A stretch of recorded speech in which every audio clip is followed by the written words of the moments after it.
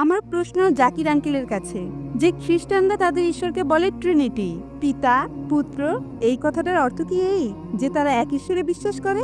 এই সংস্কারটা করেছিলেন ৩২ জন বিশেষজ্ঞ। তারা বাইবেল থেকে এই অনুচ্ছেদটা বাদ দিয়েছেন। কোনো মুসলমান এটাকে বাদ দেননি, অখ্রিস্টান পণ্ডিত করেননি। বাইবেলের এই অনুচ্ছেদটা বাদ দিয়েছেন ৩২ জন খ্রিস্টান পণ্ডিত, সবাই উচ্চপদস্থ। তাদের পেছনে ছিল পৃথিবীর ৫০টি চার্চ, কারণ তাদের মতে এটা একটা বানানো কথা, একটা মিথ্যে কথা। তাদের মতে এই কথাগুলো মূল গ্রন্থে ছিল না।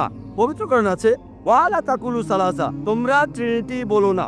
যদি আপনারা ভালো করে দেখেন, যীশু খ্রিস্ট তার নিজের মুখে কখনোই ট্রিনিটি বলেননি, যে পিতা, পুত্র, পবিত্র আত্মা মিলে একজন। যীশু খ্রিস্ট বলেছেন গসপেল অফ জন ৫ নম্বর অধ্যায় ৩০ অনুচ্ছেদ, আমি নিজের থেকে কিছুই করতে পারি না, এখানে থেকে আমি বিচার করি, আর আমার বিচার সঠিক, কারণ আমি আমার ইচ্ছাকে দেখি না, বরং আমার বাবার ইচ্ছাকে দেখি যিনি আমাকে পাঠিয়েছেন। তিনি কখনো ট্রিনিটির কথা বলেননি।